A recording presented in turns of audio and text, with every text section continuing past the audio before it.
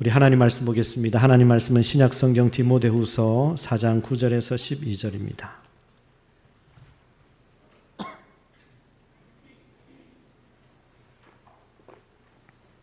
디모데후서 4장 9절에서 12절입니다. 우리 다 같이 한 목소리로 우리 다 같이 읽겠습니다. 너는 어서 속히 내게로 오라. 데마는 이 세상을 사랑하여 나를 버리고 데살로니가로 갔고, 그레스게는 갈라디아로, 디도는 달마디아로 갔고, 누가만 나와 함께 있느니라. 네가 올 때 마가를 데리고 오라. 그가 나의 일에 유익하니라. 두기고는 에베소로 보내었노라. 아멘. 오늘은 디모데후서 4장 말씀을 중심으로 누구를 위해 사십니까? 라는 제목으로 말씀을 전하겠습니다. 우리 제목을 다 같이 읽어보겠습니다. 누구를 위해 사십니까? 한 번 더. 누구를 위해 사십니까? 여러분 예수님을 믿습니까? 여러분 예수님을 정말 믿습니까? 여러분 예수님을 정말 믿기 때문에 여러분 이 예배 자리에 있다고 저는 믿습니다. 그렇다면 믿는다는 게 뭐예요? 믿는다는 게 무엇을 말합니까? 우리가 예수님을 믿는다는 것을 여러 가지로 설명할 수 있겠지만 아주 간단한 말로 예수님을 믿는다는 것은 한마디로 이겁니다. 우리 다 같이 읽어보겠습니다. 누구를 위해 사는가 하는 겁니다. 누구를 위해 사는가? 우리는 예수님을 믿기 전에는 나를 위해 살았습니다. 예수 믿기 전에는 내 만족과 내 영광을 위해서만 살았습니다. 그러나 예수님을 믿고 난 뒤에는 예수님을 위해 살게 되고 예수님의 영광과 예수님의 만족을 위해서 삽니다. 이게 바로 신앙생활이에요. 저는 예수님을 만나고 예수님을 믿으면서 어떻게 하면 우리 예수님 좋아하실까? 뭐 하면 우리 예수님 좋아하실까? 그 생각을 많이 했습니다. 그래서 제가 목회 사역지를 정할 때 아무도 안 가는 그곳에, 아무도 가지 않으려고 하는 곳에 내가 가면 예수님 좋아하시겠지. 그래서 제가 서울에 있다가 삼천 보러 갔습니다. 무너진 데 가서, 다 무너진 곳에 가서 세우면 예수님 좋아하시겠지. 무너진 교회 보내주세요. 그렇게 기도해서 제가 대전으로 갔습니다. 그래서 진짜 고생했습니다. 진짜 힘들었습니다. 그런데 예수님께서 좋아하실 것 같아서 그런 결정을 한 거예요.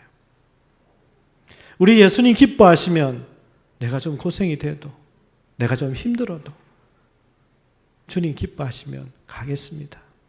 그게 믿음 생활이거든요. 예수님을 위해 산다는 말, 다른 말로 표현하면 바로 이겁니다. 다 같이 읽어볼까요?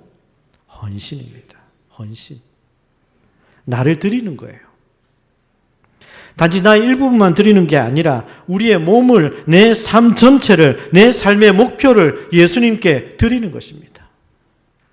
그런데 안타깝게도 예수님을 믿으면서도 예수님을 위해 나의 삶을 드리기보다 여전히 나의 만족을 위해서, 나의 욕심을 채우기 위해서 예수님을 믿는 사람들도 많습니다. 생각해 보세요, 여러분. 여러분이 하나님을 위해서 존재합니까? 아니면 하나님이 여러분들을 위해서 존재하십니까? 바울은 예수님을 믿은 후에 자신의 삶에 대해서 이렇게 고백했습니다. 로마서 14장 8절 말씀 다 같이 읽어보겠습니다. 우리가 살아도 주를 위하여 살고 죽어도 주를 위하여 죽나니 그러므로 사나 죽으나 우리가 주의 것이로다.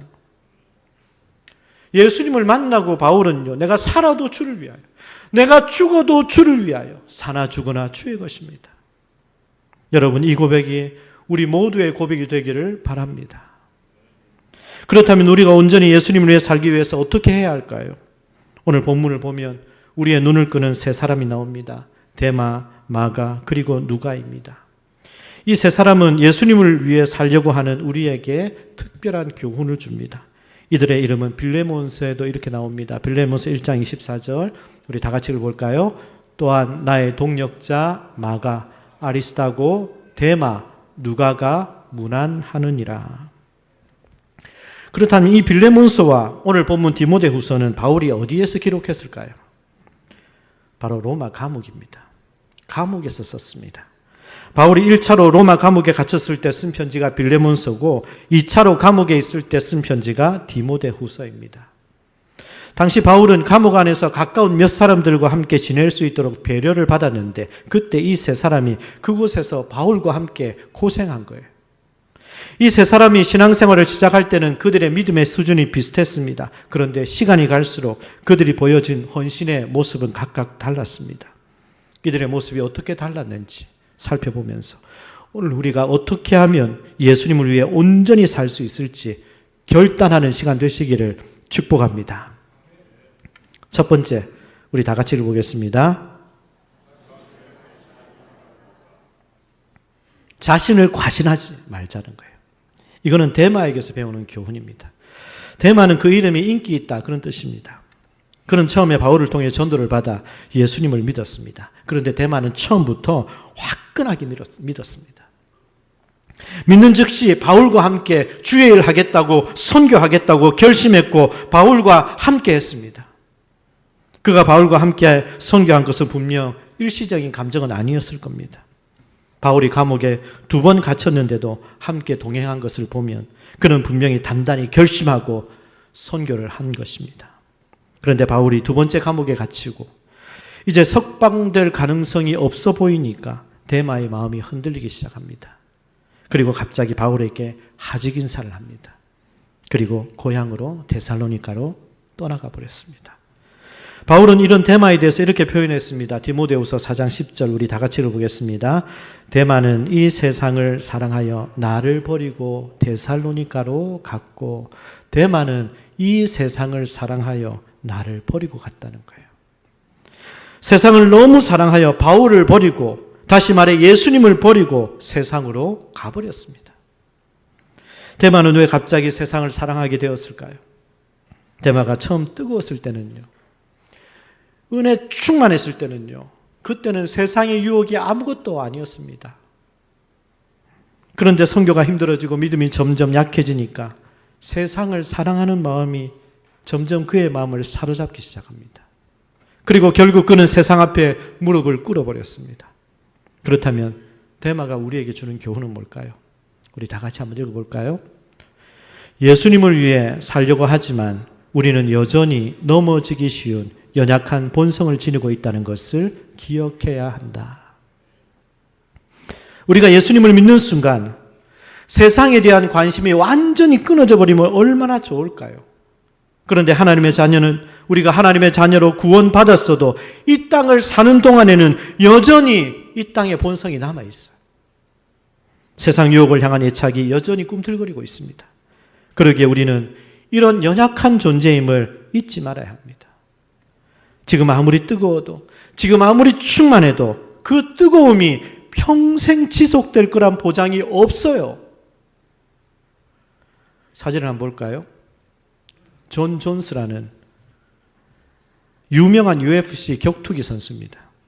얼마나 싸움을 잘하는지 이 사람을 당할 사람이 없었습니다. 챔피언 벨트도 여러 번 차지했습니다. 그런데 그런 그의 오른쪽 가슴을 자세히 보세요. 뭐가 적혀 있죠? 성경 구절입니다. 빌립보서 4장 13절. 빌립보서 4장 13절을 몸에 새겼습니다. 내게 능력 주시는 자 안에서 내가 모든 것을 할 수 있느니라. 얼마나 믿음이 좋으면 자기 몸에다가 성경 말씀을 새길까요? 그런데 그는 사람들에게 점점 인기를 끌게 되면서 교만해졌습니다. 금지 약물을 복용했습니다. 챔피언 벨 타이틀과 선수 자격까지 다 박탈당하고 그는 무너졌습니다. 이것이 바로 인간의 모습이에요. 그렇게 뜨거웠는데, 너무 뜨거워서 자기 몸에다 성경 말씀을 새길 정도였는데 그런 인간도 시간이 지나니까 무너지는 거예요. 평생을 믿음을 지키며 사는 것, 내 힘으로 안 되는 일입니다. 내 의지로도 안 됩니다. 나는 또 넘어질 수밖에 없는 연약한 존재라는 것을 인정해야 합니다. 그래서 순간순간 하나님 앞에 엎드려야 합니다. 하나님께 엎드려 은혜를 구하는 것 외에 다른 방법이 없습니다. 그래서 우리는 이렇게 기도해야 됩니다. 우리 다 같이 한번 읽어볼까요? 세상을 사랑하는 마음을 내 힘으로 끊을 수 없으니 주여 은혜를 주옵소서. 한 번 더. 세상을 사랑하는 마음을 내 힘으로 끊을 수 없으니 주여 은혜를 주옵소서. 진실한 마음으로 간절히 기도할 때 성령께서 세상의 욕심을 이길 수 있는 힘을 주실 거라고 믿습니다. 두 번째, 우리 다 같이 읽어볼까요? 넘어져도 다시 일어서자. 넘어져도 다시 일어서자. 이거는 마가에게 배우는 교훈입니다. 마가의 이름의 뜻은 예의가 바르다, 그런 뜻입니다. 마가는 좋은 집안에서 태어났습니다. 마가는 청년이었고 마가의 어머니는 과부였는데 굉장한 부자였습니다. 예수님께서 제자들과 함께 마지막 만찬을 하신 장소, 그리고 성령께서 임하실 때 120명이 모인 다락방, 그리고 베드로가 감옥에 갇혔을 때 성도들이 모여 기도했던 곳이 바로 이 마가 어머니의 집이었습니다. 그래서 마가의 다락방 하잖아요. 그리고 이 마가의 외삼촌은 바울과 함께 전도했던 바나바였습니다. 사도행전을 보면 바울과 바나바가 1차 전도 여행 때 이 마가와 함께 갔습니다. 그런데 몇 주 지나지 않아서 버가라는 곳에서 예루살렘으로 마가가 도망치고 말았습니다. 왜 그랬는지 모르겠지만 바울이 그 일을 두고 괘씸하게 생각한 것을 보면 동기가 분명 좋지 않았던 모양입니다. 아마도 젊은이가 열정을 가지고 선교사를 따라 나섰는데 가니까 가는 곳마다 고생이고 가는 곳마다 핍박이 있으니까 감당하기 힘들었던 것 같습니다. 그래서 그는 바울과 바나바를 떠나 자기 고향으로 도망가 버렸습니다. 이런 마가의 모습은 바울이 볼 때는 형편없는 청년으로 보였습니다. 그리고 두 번째 선교 여행을 앞두고 바울과 바나바는 이 마가를 데려갈 건지 아니면 이 마가를 데리고 안 갈 건지의 일로 안 된다. 아니, 한 번 더 기회를 주자. 그 일로 바울과 바나바가 크게 다투게 됩니다. 그래서 바울과 바나바가 갈라집니다. 서로 나뉘어집니다. 바울은 실라와 함께, 바나바는 이 마가를 데리고 선교를 떠나게 되죠. 그런데 빌레몬스를 보면 놀라운 일이 일어납니다. 수년이 지나 바울이 로마 감옥에 갇혔을 때 이 마가가 그곳에서 바울과 함께 있는 거예요. 어떻게 이런 일이 있었을까요? 이제 바울이 두 번째 감옥에 갇혔을 때 디모데에게 이렇게 말합니다. 디모데후서 4장 11절 우리 다 같이 읽어보겠습니다. 네가 올 때 마가를 데리고 오라. 그가 나 일에 유익하니라. 마가는 바울 자신에게 유익한 사람이라고, 마가가 너무 보고 싶다고, 네가 올 때 마가를 좀 데리고 오라고 부탁합니다. 그들은 너무너무 보고 싶어 할 정도로 그리워하는 사이가 되었습니다. 어떤 변화가 있었을까요? 마가는 처음 선교여행에 함께 했을 때 너무 힘들어서 도망쳐버렸지만 나중에 자신의 잘못을 깨닫고 즉시 다시 헌신하게 됩니다. 그리고 또다시 그런 실패를 반복하지 않도록 단단히 마음을 먹었고 주님께 자신을 드렸습니다. 마가와 비슷한 실수를 한 사람이 또 있죠. 누굽니까? 성경에 베시입니다. 베시. 누구예요? 베드로예요. 베드로 역시 처음에 얼마나 뜨겁게 예수님을 사랑했습니까? 모두가 다 주님을 버릴지라도 나는 주님을 버리지 않겠습니다. 그렇게 열정과 그렇게 자신만만했던 베드로, 막상 예수님께서 십자가의 길을 가실 때 자기 목숨 살겠다고 어린 소녀 앞에서 예수님을 모른다고 3번 부인하고 도망갔습니다. 그런데 그는 다시 회개하고 끝까지 예수님의 제자로 사명을 감당합니다. 나중에는 십자가에 거꾸로 못 박혀 순교하는 자리까지 나아갑니다. 우리가 베드로를 수제자라고 합니다. 우리가 베드로를 대사도라고 합니다. 그가 수제자, 그가 대사도라고 불리는 이유는 그가 완벽했기 때문이 아닙니다. 그가 비록 예수님을 부인하는 엄청난 잘못을 했지만 그가 회개하고 다시 일어섰기 때문입니다. 어떤 선교사님이 이런 말을 했습니다. 어떤 사람이 일생 동안 자기를 위해서만 살고 예수님을 위해서는 단 1년도 살지 못하다가 다행히 마지막 죽기 직전에 예수님 믿고 천국에 갔다고 합시다. 그런데 그때 천국에서 예수님 뵙기가 얼마나 어색하고 낯설었겠습니까? 이 세상에서 예수님과 함께한 시간이 전혀 없기 때문에 천국에서 예수님을 만났어도 서먹해서 예수님과 할 이야기가 전혀 없을 것 같습니다. 그러나 이 세상에서 예수님 위해 살면서 손해도 보고 욕도 먹고 심지어 핍박도 받고 그렇게 힘들어서 열심히 기도하며 시련의 골짜기를 지내보고 그리고 때로는 예수님께 너무 힘들어서 불평도 좀 늘어놓다가 그래도 다시 주님 사랑합니다. 주님 사랑해요. 고백하면서 그러다가 천국 가면 예수님이 얼마나 반갑고 예수님과 함께 이야기할 내용들이 많을까요? 여러분, 우리에게는 아직 시간이 남아 있습니다. 아무리 오래 살았어도 지금까지 주님을 위해서 살지 않았다면 그 시간이 무슨 가치가 있고 마지막 순간에 그 인생은 어떤 평가를 받겠습니까? 요한 1서 2장 17절 말씀 다 같이 읽어보겠습니다.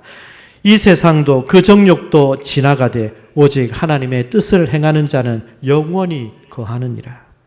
이 세상의 욕심 다 지나갑니다. 사라집니다. 아직 늦지 않았습니다. 지금까지 나의 만족과 내 이름, 내 출세만을 위해 살았다면 이제 회개하고 돌이킵시다. 그리고 우리 예수님을 위해서 삽시다. 물론 나를 부인하고 십자가 지고 사는 것 절대 쉬운 일 아닙니다. 예수님 따르다 보면 이전의 세상 낙이 그리워지기도 하고 순종하며 살다가도 억울한 일을 당하면 다시 마음에 실망이 올 수도 있습니다. 그러나 그럴 때 꼭 기억해야 할 것이 있습니다. 다시 시작하는 겁니다. 또다시 일어서는 겁니다. 10번이고 100번이고 회개하고 다시 시작하면 마가처럼 아름다운 유종의 미를 거둘 수 있습니다. 그러니 우리 예수님의 영광을 위해 다시 힘을 내어 모두가 일어서기를 축복합니다. 마지막 세 번째, 우리 다 같이 읽어보겠습니다. 예수님을 끈질기게 구하자라는 겁니다. 끈질기게 예수님을 구하자는 거예요.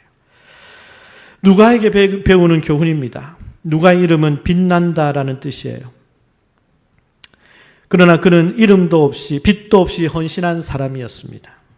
누가는 본래 의사였습니다. 의사.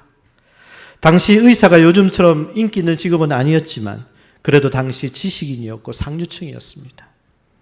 그런데 누가가 바울을 통해 예수님을 믿게 된 이후부터 옛날에 그 의사가 아니었습니다. 새 사람으로 변했습니다. 자기의 지식, 자기의 젊음, 자기의 재산, 자기의 생애를 바울과 함께 복음을 위해 바치기로 결심했습니다. 그는 복음을 위해 자신의 전부를 드렸습니다. 그리고 바울을 따라다니며 바울의 주치의를 했고 모두가 바울을 떠날 때도 끝까지 남아 있었습니다. 바울이 목이 베이는 순간까지 곁에 남아 있었던 사람이 바로 이 누가였습니다. 누가는 끝까지 충성했습니다. 그러면 어떻게 누가는 일편단심 바울을 위해 예수님을 위해 살 수 있었을까요? 그도 분명 사람이기에 데마처럼 세상을 사랑하여 떠날 수도 있었고 마가처럼 힘들 때 억울할 때 실수할 수도 있었는데 누가는 어떻게 끝까지 흔들림 없이 바울과 함께 복음을 위해서 헌신할 수 있었을까요? 여러분, 누가는 예수님의 제자가 아니에요. 그런데 그 누가가 누가복음을 기록했습니다. 누가는 예수님을 소개받은 후에 도대체 예수님이 어떤 분인지 너무 알고 싶어서 쫓아다니며 자료를 수집했고 틈만 나면 자기 돈을 들여서 예수님을 알았던 많은 사람들을 찾아다녔습니다. 그렇게 해서 자료를 모으고 기록한 책이 바로 누가복음입니다.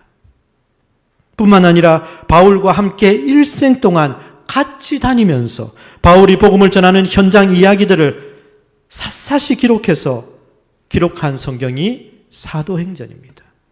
이 사도행전도 누가가 기록했습니다. 정말 놀라운 사람입니다. 누가가 어떻게 이렇게 할 수 있었을까요? 누가가 이렇게 할 수 있었던 이유는 다 같이 한번 읽어볼까요? 예수님에 대해 더 알려고 했기 때문이라는 거예요. 예수님에 대해 더 알고 싶었어요. 예수님이 정말 메시아인지, 그분이 행하신 모든 기적과 그분이 전파하신 복음이 정말 사실인지 예수님의 실체와 그 능력을 알고자 했습니다. 그런 간절한 열정이 누가로 하여금 끝까지 예수님께 헌신하도록 만든 것입니다. 누가의 이런 모습을 오늘 우리도 배우기를 바랍니다. 내가 믿는 예수님이 정말 어떤 분이신지, 내가 일생을 걸고 섬길 수 있는 나의 구원자가 맞는지 예수님을 알려고 해야 합니다.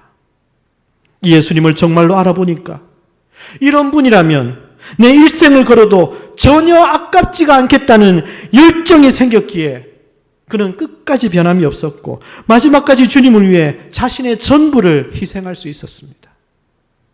이런 주님을 향한 간절한 갈망이 우리 모두에게도 있기를 주님의 이름으로 축복합니다. 말씀을 정리하겠습니다. 여러분, 지금까지 누구를 위해서 살았습니까? 여러분은 무엇을 위해서 살았습니까? 무엇을 위해 살아야 이 세상 떠날 때 후회 없이 살았다고 고백할 수 있을까요? 여러분, 우리는 예수님을 위해서 살아야 합니다. 나를 죄악에서 건져주신 예수님, 나를 위해 자기 생명을 온전히 희생하신 예수님, 하나님 나라에서 나를 위해 영원한 상급을 들고 기다려주시는 예수님, 그 예수님을 위해서 살기를 바랍니다. 오늘 우리는 세 사람의 헌신을 살펴보았습니다. 사실 그들 모두도 다 죄인이었습니다. 그런데 왜 이들의 헌신이 서로 다른 모습으로 나타났을까요? 왜 데마는 세상으로 갔고 마가는 회개하고 다시 바울에게 돌아왔으며 누가는 끝까지 신실하게 바울과 함께 예수님을 섬길 수 있었을까요? 그 기준은 하나입니다. 인생의 목표를 분명히 설정하고 그 목표를 향해 달려갔기 때문입니다. 여러분 인생의 목표는 무엇입니까?